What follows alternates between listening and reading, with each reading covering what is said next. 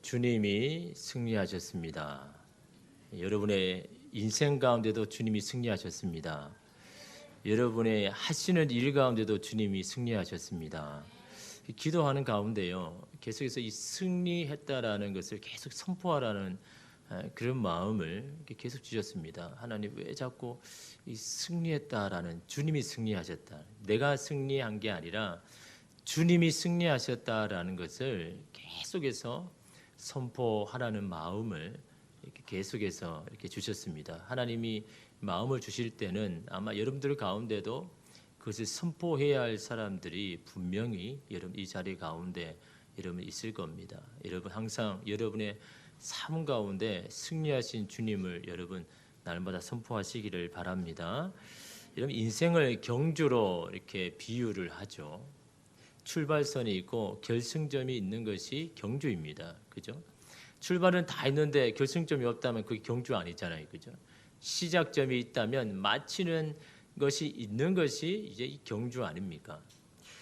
그래서 여러분 삶에는요, 저마다 다 이러한 경주를 하죠. 근데 여러분 사람들의 불평이 뭡니까? 그런 경주를 하는데, 하나님, 저는 걸어 다니는데 왜 저 사람은 뛰어다닙니까? 하나님, 저는 뛰어다니는데 하나님 왜 저 사람은 날아다닙니까? 하나님 불공평한 거 아닙니까? 하나님 왜 저에게는 이렇게 이런 걸 주시고 왜 저 사람은 저렇게 많은 것들을 허락하십니까? 이게 공평한 하나님, 이게 경주입니까? 라고 우리가 하나님 앞에 불평할 수가 있지 않습니까? 물론 그렇게 생각할 수도 있겠죠. 그러나 우리가 기억해야 하는 사실은 하나님이 허락하신 우리의 경주는요, 누구와 경쟁하고 시합을 하는 것이 아니라는 사실입니다.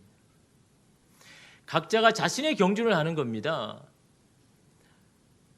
홀로 자신의 시합을 해야 되고 홀로 경주에서 결승점까지 가야 되는 것이 저와 여러분에게 하나님이 주시는 경주라는 겁니다. 그러면 여러분 누구 때문에 낙오했습니다. 다른 사람에 비해서 저는 적게 받아서 저는 끝까지 달려가지 못했습니다 라고 핑계할 수 없다라는 겁니다. 변명할 수가 없다라는 겁니다. 주님 앞에서는요. 사람들 앞에서는 충분히 그렇게 할 수 있겠죠. 그죠? 막 이런 저런 이유 때문에 내가 이렇게 그 경주를 마치지 못했습니다. 저는 이제 그 경주를 안 하렵니다 라고 그런 변명을 할 수 있는가 모르겠지만 하나님 앞에서는요, 변명할 수가 없는 겁니다. 왜냐하면 하나님은 공평하신 분이니까요. 그 사람에게 없는 게 내게 있고 내게 있는 것이 그 사람에게 없게 하는 것이 여러분 하나님 아니십니까? 여러분 또한요, 하나님이 우리의 인생을 공평하게 하시는 방법이 있습니다. 모든 사람을 다 똑같은 수준으로 만들게 하는 방법이 있습니다. 그게 뭡니까? 인생의 장애물을 주는 거죠. 여러분 이 장애물은요, 모든 사람이 다 똑같은 수준으로 만들어버립니다. 아무리 빨리 달려간 사람이라고 해도, 아무리 뒤처진 사람이라고 해도 그 인생 가운데 장애물을 딱 주면요, 그 수준이 다 맞춰지는 겁니다. 누가 뭐 앞섰다고 말할 수도 없는 거, 그래서 앞섰으니까 더 낫겠다라고 말할 수도 없는 겁니다. 이 장애물을 딱 만나면요, 똑같습니다. 그 장애물의 모든 것들이 다 여러분 스탑되지 않습니까? 모든 사람에게 이 장애물을 주셨죠. 장애물이 없는 사람이 없습니다. 빨리 달려간 사람도 늦게 나간 사람도 같은 속도를 맞추게 하는 것이 주님이 주시는 장애물입니다. 이 장애물 앞에 모든 사람이 다 똑같다는 사실입니다. 중요한 것은 자신 앞에 장애를 어떻게 해결해 나가느냐, 이것이 여러분 우리에게 달려있는 일들인 거죠. 왜냐하면 장애물은 각자마다 다 다르니까요. 똑같은 것이라면 뭐 똑같은 마음으로 결단해서 이길 수 있지만요, 다 다르기 때문에 그 장애물이 다 똑같지 않다라는 겁니다. 장애물은요, 넘어가라고 주신 겁니다. 그 장애물 앞에 겸손하라고 주신 겁니다. 장애물은 달려가는 길을 멈추고 주님의 속도에 맞추라고 여러분 주시는 겁니다. 너 너무 앞질러 간 거 아니냐? 그럴 때 장애물을 주셔서 그 속도를 늦추게 하는 거죠. 주님의 속도를 맞추게 하기 위하여서 이 장애물을 주는 건 아닙니까? 예전 교회에서 이 교회 체육대회를 했습니다. 교구별로 대항전을 했는데 이 장애물 경주가 있었습니다. 그래서 이 달리기를 하면서 장애물을 이렇게 하잖아요. 여러분 제가 달리기를 잘 하겠습니까? 못 하겠습니까? 네, 달리기 잘하죠. 뛰었으면 막 쫓아가요. 제가 잡는 거는 못해도요, 피하고 도망가는 걸 엄청 어릴 때부터 이렇게 잘합니다. 그래서 이제 제가 달리기를 딱 시작하니까 뭐 조마치 막 달려갔죠. 뒤에 있는 사람하고 뭐 격차가 엄청 이렇게 많이 늘어진 거죠. 그래서 뭐 장애물 하나씩 해결하는데, 근데 앞에 저를 보니까 이 고무줄 바지가 있는 겁니다. 고무줄 바지 굉장히 편하게 입는 거잖아요, 그죠? 이 시골에 가면 연세 드신 분들이 막 편하게 막 25인치에서 40인치까지 늘어나는 그 고무줄 아닙니까? 근데 그 고무줄을 입고 달려야 되는 게 이게 그 장애물인 겁니다. 그래서 막 달려가는데 막 여러 개 있더라고. 그래서 그 뭐 신경 쓸 게 없이 그냥 손이 가는데 딱 잡은 거죠. 잡아서 막 이렇게 열어가지고 다리를 이렇게 하는데 이게 잘 안 되더라고요. 이제 하나가 마음이 급하다 보니까 막 여기 넣었다 저기 넣었다 이게 안 되는. 그런데 가만히 보니까 제가 잡은 게 제일 작은 것 같아요. 그러니까 더 늦어버린 거죠. 막 짓지 않은 동안에 저 뒤에 따라오는 사람이요, 이미 그 고무 바지를 입고 가버리는 겁니다. 제가 1동을 달려왔는데 이만큼 간격을 두고 왔는데 이 고무줄 바지 때문에 뒤따라갔지만 3등으로 다른 사람에게 바톤을 이렇게 넘겨준 거죠. 그래서 제가 이런 말을 했습니다. 아쉬운 마음에 저 바지만 아니었으면 충분히 1등을 했을 텐데 왜 저런 장애물을 두어서 애를 먹이는 거야 라는 마음이 순식간에 제 마음에 그런 마음이 들더라라는 겁니다. 이러면 1등으로 빨리 달리면 있으면 뭐합니까? 장애물로 인해서 지금까지 달려온 것이 헛사가 될 때가 이러면 있지 않습니까? 반면에 이러면 뒤에 쫓아오는 분은요, 이것이 등수를 역전시킬 수 있는 이런 기회 아닙니까? 이 장애물이 없다면 이 간격을 좁힐 수가 없었을 텐데 이게 여러분 고무줄, 누구에게는 장애가 되지만 누구에게는 여러분 기회가 되지 않습니까? 인생의 장애물이 그런 겁니다. 걸림돌이 될 수도 있고 주님이 주시는 놀라운 기회가 될 수도 있다라는 겁니다. 그것을 기회로 바꾸는 것이 바로 장애물을 어떻게 넘느냐에 달려 있다라는 겁니다. 오늘 말씀에 느헤미야는 이 장애물에 봉착했죠. 그것은 비난과 협박과 조롱이라는 이 반대의 장애물입니다. 아무리 제대로 준비를 하고 만반의 준비를 해도 실행에 옮기려고 할 때 반대에 부딪히면 포기하거나 낙오할 수밖에 없지 않습니까? 오늘 말씀을 통해서 느헤미야는 어떻게 인생의 장애물들을 나타날 때마다 잘 극복해 나가고 있는가, 도대체 그 비결이 무엇인가, 그것을 오늘 말씀에 좀 보려고 합니다. 가장 먼저 느헤미야는요, 이 왕궁에 살았죠. 여러분 잘 아시다시피 술을 관장하는 관리입니다. 왕이 마시는 술을 먼저 먹고 이게 독이 들은지 안 들은지를 먼저 판별하는 것이 바로 이 술 맡은 관원이 하는 일 아닙니까? 그런데 그에게는 항상요, 이 말로만 들었던 이 고국에 대한 생각이 있는 겁니다. 그래서 이 한 번은 이 고국을 갔다 온 형제들의 이야기를 이렇게 들은 거죠. 그래서 너무 궁금해가지고 도대체 그 고국은 요즘 어떠냐? 왜냐하면 마음속에는요, 그래도 포로로 잡혀 있지 않고 그 고국에 살게 된 사람들은 나보다는 좀 낫지 않을까?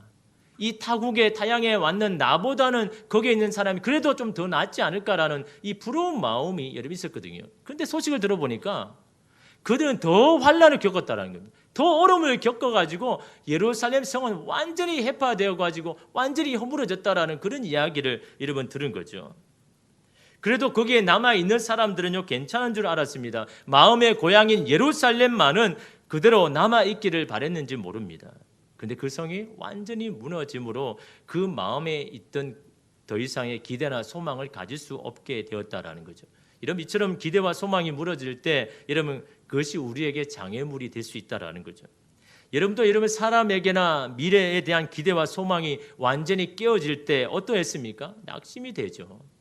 신앙생활을 하는 것이 아무런 소용이 없는 것처럼 여겨지더라라는 겁니다. 이러한 소식을 들은 느헤미야도 같은 마음이었습니다. 그러나 그는 어떻게 합니까? 1장 4절에 보면요, 내가 이 말을 듣고 앉아서 울고 수일 동안 슬퍼하며 하늘의 하나님 앞에 금식하며 기도하며, 그냥 울고 슬퍼서 그냥 엎드려진 게 아닙니다. 마음이 안타까우니까 울었죠. 슬퍼했습니다. 그러나 그는요, 하늘의 하나님 앞에 금식하며 기도했다라는 거죠. 이게 내 마음에 있는 이 장애물을 여러분 넘어갈 수 있는 비결 아닙니까? 내가 기도한다고 뭐가 달라지나 바뀌나, 지금 기도한다고 소용이 있나라는 이것은 하나님이 주시는 생각이 아니라는 겁니다. 하나님은 항상 이러한 때에 기도하라고, 더 기도에 매달리라고 말씀하고 있는 겁니다. 기도하는 자에게 크고 은밀한 일을 보이겠다라고 말하는 겁니다. 기도를 하면 새로운 길이 보일 것이라고 말하는 거죠. 느헤미야에게 찾아온 장애물은 바로 자신 안에 있었던 겁니다. 나라의 일은 나의 일이고 내 삶은 내 삶이라고 생각할 수 있지 않습니까? 왜냐하면 느헤미야는요, 이스라엘을 사람이지만 고국 땅을 한 번도 가본 적이 없고 본 적이 없는 사람입니다.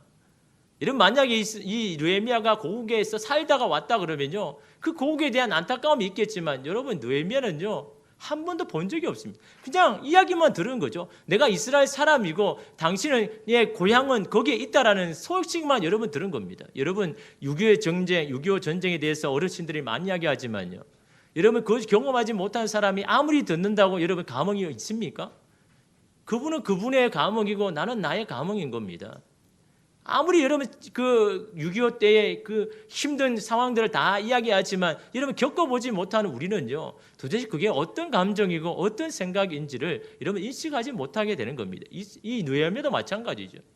이스라엘에 대해서 한 번도 가본 적이 없는 사람입니다. 또한 여러분, 지금 느헤미야가 살고 있는 곳에서 예루살렘은요 1600km나 떨어졌습니다. 여러분 1600km라면 어느 정도일까요? 우리나라가 워낙 이렇게 작다 보니까 1600km 가지를 못했지 않습니까? 서울에서 부산까지가 400km입니다. 그럼 왔다 갔다 이 왕복 2번을 한 거리에 있는 겁니다. 여러분, 옛날에는 걸어서 이 한양까지 일주일 걸렸다고 하죠. 그리고 여러분 2번 왔다 갔다 왕복하면 뭡니까? 한 달을 걷는 거리입니다. 한 달을 걸어가야 겨우 도착하는 게, 그게 여러분 지금 이 느헤미야가 있는 곳에서 이스라엘을 바라보는 심리적인 거리가 여러분 그 정도 되어 있다라는 겁니다. 그러니 여러분 어떻습니까? 남의 일이나 마찬가지입니다. 내가 그냥 혈육상 이스라엘 사람이란 것 뿐이지요, 거기에 대해서 어떤 것을 가질 만한 그런 게 없는 겁니다. 그냥 이런 뭐 나하고 상관없이라고 해도 되지만은, 그러나 여러분 기도한 느헤미야에게 하나님의 마음을 부어 주셨다라는 거죠.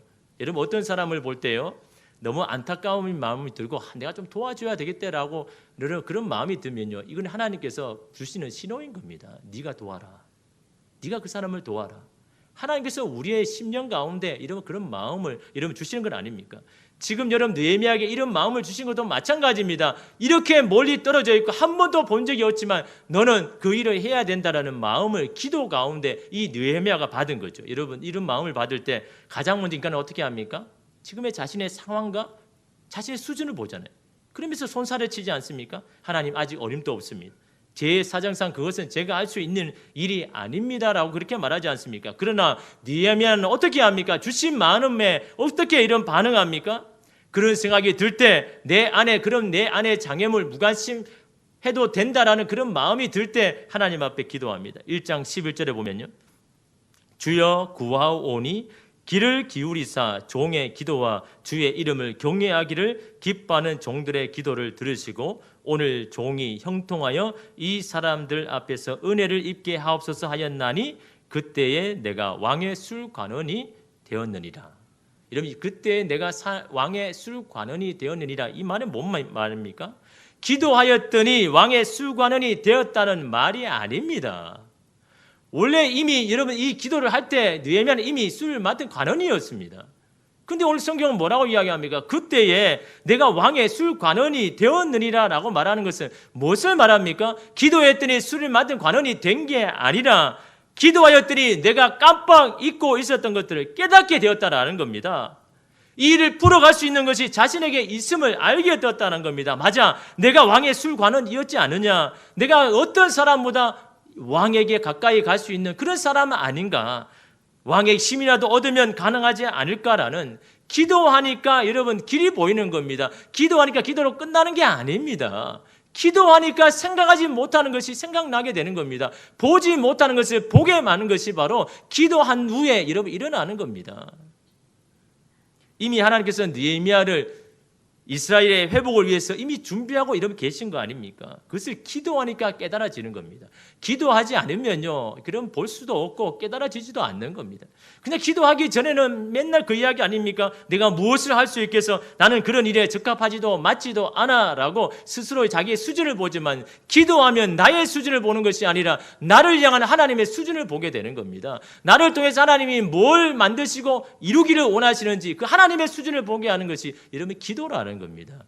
여러분, 그래서 기도해야 되는 겁니다. 내 마음이 낙심되고 내 수준에 머물려고 할 때 기도로 그걸 뚫어내야 되는 겁니다. 기도함으로 하나님의 수준을 여러분 우리가 깨달을 때, 그럴 때 여러분 길이 보이는 겁니다. 느헤미야는 여러분 조건을 갖추지 못했습니다. 지위도 없었습니다. 힘도 없었고 자원도 없었습니다. 그러나 이런 부족함이라는 장애물을 어떻게 극복합니까? 기도하기 시작했다라는 겁니다. 기도보다 더 강력한 것은 없지 않습니까? 기도하면 지혜가 생기고, 기도하면 길이 보이고, 기도하면 환경이 바뀌어지는 겁니다.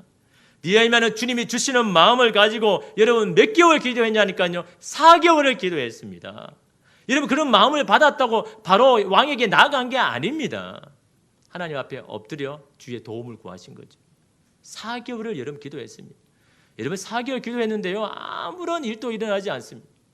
그러나 이러면 4개월이 딱 지난 후에 하나님이 예비하신 것을 보게 되지 않습니까? 하루는 왕에게 나아갔는데, 이러면 왕이 먼저 묻지 않습니까? 야, 너 오늘따라 왜 이렇게 얼굴이 안색이 안 좋냐? 도대체 무슨 걱정이 있느냐? 뭘 말하는지 내가 들어주겠다.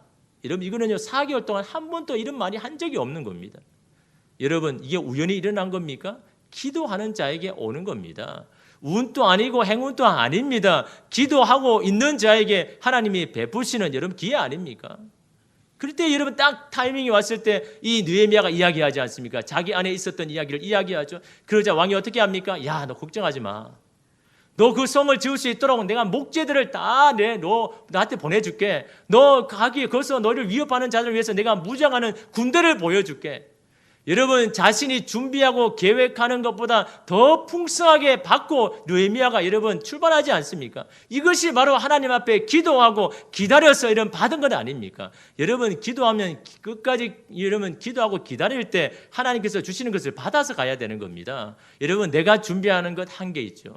내 자원으로 할 수 있는 것 한계 있습니다. 그 한계를 뛰어넘는 것이 바로 여러분 기도 아닙니까? 그런 순간에 여러분 기도로 그걸 뚫어내야 하나님의 무한하신 자원을 받아들고 이 느헤미야가 갔다는 게 이 앞에 이야기 아닙니까? 이렇게 어렵게 곡으로 돌아간 느헤미야, 이제 본격적으로 이 성을 지으려고 하는데 시작하자마자 반대에 부딪히죠. 그래서 오늘 읽은 말씀 이 19절입니다.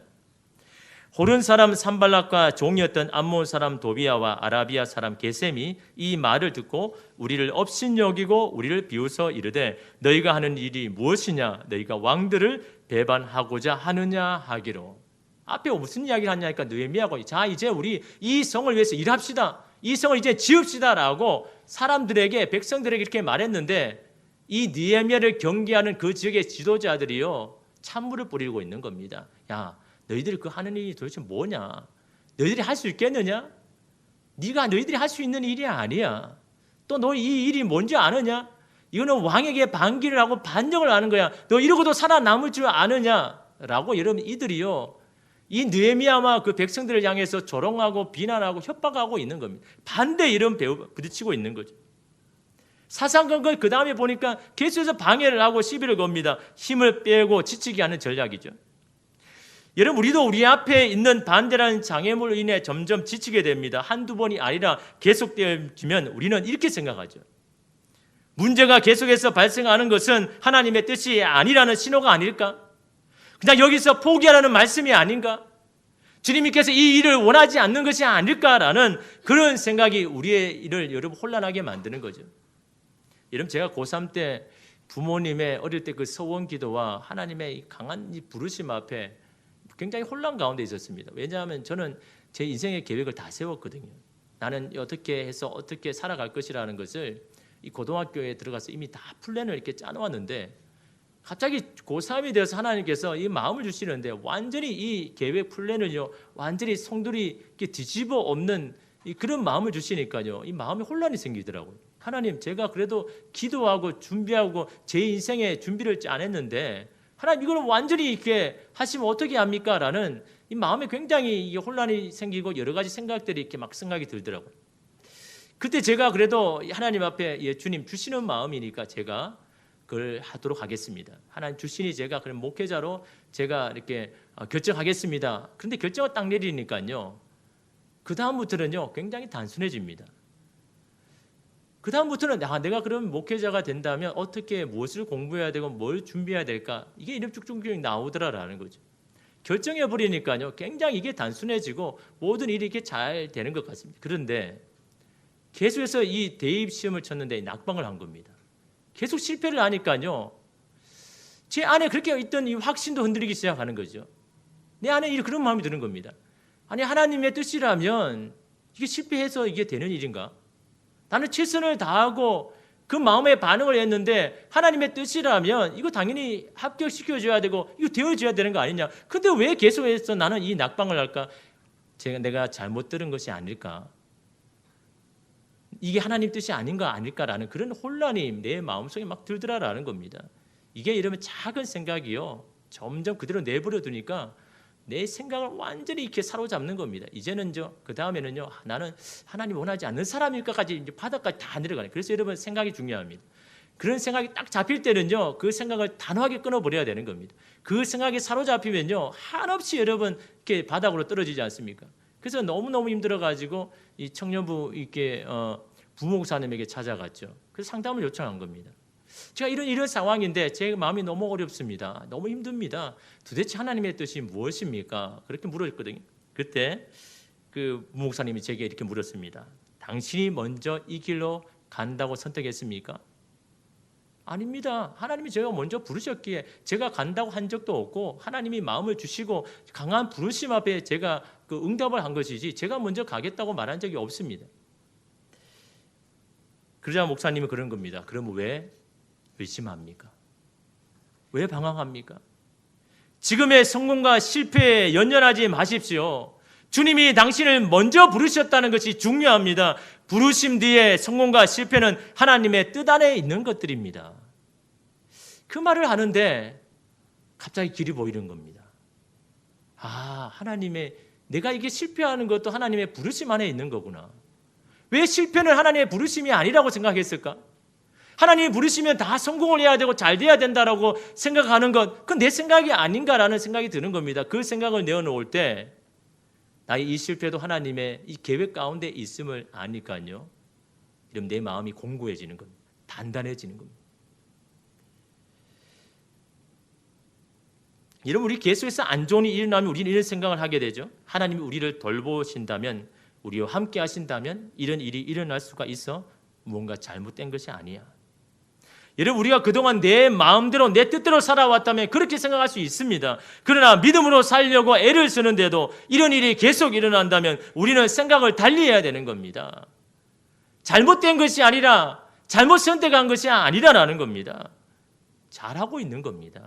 잘 방향을 잡고 하나님이 원하시는 길로 잘 가고 있다는 그게 증거인 겁니다. 왜냐하면 하나님은 창조하신 분입니다. 사단은요 파괴하는 자이죠. 우리가 사단이 파괴한 것을 재건하려고 참여하기 시작할 때 반드시 반대에 있다라는 것을 오늘 성경 말씀을 통해서 우리가 알 수 있는 겁니다. 여러분의 신앙을 재건하려고 합니까? 여러분의 가정을 새롭게 하고자 달려들었습니까? 그렇다면 반대에 부딪힐 것을 예상해야 되는 겁니다. 느헤미야가 반대에 직면한 것은 잘못된 일을 했기 때문이 아닙니다. 옳은 일을 했기 때문인 겁니다. 그러므로 반대에 낙심하는 것이 아니라 더욱 단호해져야 되는 겁니다. 우리는 공격하는 거고 사단은 반격하는 겁니다. 이때 우리는 인내하며 싸울 준비를 해야 되는 것입니다. 반대에 있다고 해서 그것은 하나님의 뜻이 아니라는 표시로 받아들이면 여러분 상황이 어려울 때마다 포기하고 그만두게 될 것입니다. 그런데 여러분 그 반대하는 사람이요 여러분을 응원하고 도와주리라 예상했던 사람일 수도 있습니다. 그 사람이 여러분의 배우자일 수도 있고 그동안 많은 도움을 주었던 여러분 친구일 수도 있습니다. 여러분 그럴 때마다 그 사람을 미워하거나 그 사람을 인해 낙담하지 마십시오. 그 사람이 그렇게 반대를 한다고 하나님의 뜻과 계획이 철회되거나 사라진 것이 아닙니다. 하나님께서 먼저 주시는 그 마음은 하나님께서 먼저 우리에게 행하신 것은 반드시 그분이 이루시는 겁니다. 이때 느헤미야는 이러한 반대의 장애물을 어떻게 극복합니까? 여러분 20절 말씀 우리 함께 읽겠습니다. 내가 그들에게 대답하여 이르되 하늘의 하나님이 우리를 형통하게 하시리니 그의 종들인 우리가 일어나 건축하려니와 오직 너희에게는 예루살렘에서 아무 기업도 없고 권리도 없고 기억되는 바도 없다 하였느니라. 여러분 이게 느헤미야의 선포인 겁니다. 자신을 반대하고 조롱하고 협박하는 그들을 향해서 뭐라고 이야기합니까? 너희는 우리를 비난할 자격도 없고 권리도 없다. 이 일에 대해서 너희는 아무것도 우리에게 말할 수 없다라고 이러면 이야기하면서 뭐라고 이야기합니까? 하나님이 우리를 형통하게 할 것이다 선포하지 않습니까? 너희들이 아무리 그런 말을 해도 형통하게 하시는 분은 하나님이십니다라고 여러분 느헤미야가 선포하지 않습니까?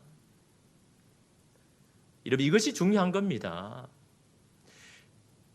마음과 입을 닫지 않고 입을 열어서 하나님에 대한 신뢰와 믿음을 고백하는 것이 이 장애물을 넘었고 극복하는 이런 비결이라는 것을 오늘 느헤미야가 오늘 우리에게 보여주고 있지 않습니까? 하나님이 바로 신실하신 분임을 선포할 때 우리 안에 염려와 두려움은 사라지는 겁니다. 우리의 영혼은요 더 강해지는 겁니다. 여러분 함께 고백해 볼까요? 하나님이 우리를 형통하게 하십니다. 하나님이 우리의 가정을 형통하게 하십니다. 하나님이 우리의 자녀를 형통하게 하십니다. 여러분 사람이 아닙니다. 환경이 아닙니다. 하나님이 여러분을 형통하게 하시는 겁니다. 바울이 이 느헤미야가 이걸 선포하는 겁니다. 사람들이 아무리 반대하고 조롱해도 나를 형통하게 하시는 분은 하나님이시라는 여러분 이 놀라운 고백을요. 여러분 이 반대하는 자들을 향해서 여러분 선포한 건 아닙니까? 또한 여러분 20절 중반에 보면요. 그의 종들인 우리가 일어나 건축하려니와 이 일을 하는 자가 누구냐라고 말합니까? 우리를 형통하게 하시는 하나님의 종들인 우리가 그 일을 하고 있으니 너희는 아무 말 하지 말아라 라고 이런 말하고 있지 않습니까? 우리가 누구인지를 분명히 하라라는 겁니다. 하나님이 우리의 주인이시고 주인 되시는 그분이 우리에게 허락하신 일이라면 그 일은 반드시 하나님이 이루실 것이라는 여러분 이것을 느헤미야가 여러분 선포하고 있지 않습니까? 바로 이런 결단으로 반대하는 그들을 향해서 말하는 겁니다. 그런 우리가 이 일을 하는 것이 너희는 상관하지 말아라. 이 일을 너희는 할 수도 없고 너희는 그런 소리 안 된다라고도 말하지 말라. 너희는 그런 이야기를 할 권리가 없다라고 느헤미야가 오히려 단호하게 그의 말을 끊어버리지 않습니까? 그런데 여러분 또한 반대의 장애물에 두려워하는 이스라엘 백성에게 느헤미야가 뭐라고 이야기합니까? 4장 14절 말씀 우리 함께 읽겠습니다. 너희는 그들을 두려워하지 말고 지극히 크시고 두려우신 주를 기억하고 너희 형제와 자녀와 아내와 집을 위하여 싸우라 하였느니라. 뭐라고 합니까? 야, 두려워하지 마라. 이 싸움은 영적인 전쟁이다. 너희의 가정과 형제와 자녀와 집을 위해서 싸워야 하는 것이다. 반드시 이겨야 할 싸움이다라는 것을 이 느헤미야가요 이스라엘 백성들에게 이런 말하고 있는 겁니다. 우리는 이런 영적인 여러분 싸움 가운데 여러분이 있는 겁니다. 신앙으로 잘 살려고 할 때마다 가정을 믿음으로 중건하고 삶을 새롭게 하려고 할 때부터 우리는 여러 가지 반대와 실패를 만날 수밖에 없습니다. 그러나 마음이 약해지지 마십시오. 강하고 담대하십시오. 단호하게 그런 부정적인 생각들을 끊어버려야 되는 겁니다. 그것이 바로 우리의 영적인 싸움인 겁니다. 너희와 너희 가정과 형제와 자녀를 위해서 싸우라. 반드시 져서는 안 되는 것이다. 반드시 패배해서 되는 것이 아니다. 반드시 하나님이 승리하셨기에 너희도 승리할 수 있다. 그 승리하신 하나님 믿고 마음을 강하게 하고 두려워하지 말아라. 그것을 위해서 싸워라라고 여러분 이스라엘 백성들에게 말하지만 오늘 저와 여러분들에게도 동일하게 하나님께서 우리에게 말씀하시는 줄 믿습니다. 여러분 이 정적인 전쟁은요 이런 반드시 이겨야 되는 겁니다. 이 영적인 전쟁을 통해서 우리의 가정에 완전히 여러분 박살이 날지도 모릅니다. 우리의 영혼이 완전히 깨어져서 하나님으로부터 멀리 떠나갈 수도 여러분 있는 여러분 현실 아닙니까? 이것을 여러분 이겨야죠. 승리를 해야죠. 주님 앞에 더욱더 기도함으로 이 일을요 여러분 하나님께서 승리하실 수 있도록 여러분 마음을 강하고 여러분 담대하게 여러분 하는 것 아닙니까? 주님이 시작하신 일 주님이 이루십니다. 느헤미야는 장애물을 만날 때마다 기도합니다. 매 순간 기도함으로 하나님의 지혜를 받고 인도함을 받습니다. 기도할 때마다 하나님께서 우리에게 베풀어 주신 것들을 생각나게 하시면서 여러분 느헤미야는 더욱 강하고 담대해집니다. 항복하지 마십시오. 포기하지 마십시오. 계속 기도하고 여러분의 신앙을 재건해 나가십시오. 주님이 반드시 우리와 함께 승리할 겁니다. 그 승리하신 주님 여러분 믿고 오늘 이 저녁에도 여러분 다른 거 생각하지 마십시오. 여러분 안에 두려움, 염려, 근심이 있습니까? 주님이 주시는 마음이 아닙니다. 주님은 우리에게 미래의 소망을 주시는 것이 여러분 하나님 아닙니까? 그 하나님 붙들고 여러분 기도하십시오. 주님 앞에 도움을 구하십시오. 주님 이 영적인 싸움을 이기기를 원합니다. 우리의 가정과 자녀와 나의 일을 위하여서 하나님 승리하기를 원합니다. 이 영적인 싸움을 제가 싸우겠습니다. 믿음으로 하나님 싸우겠습니다. 기도함으로 싸우겠습니다. 주님 반드시 승리할 줄 믿습니다. 나를 형통하게 하시는 분은 하나님이십니다라는 그런 고백을 여러분의 입과 마음을 열어 기도하는 이 시간 되기를 간절히 소망합니다. 기도하겠습니다.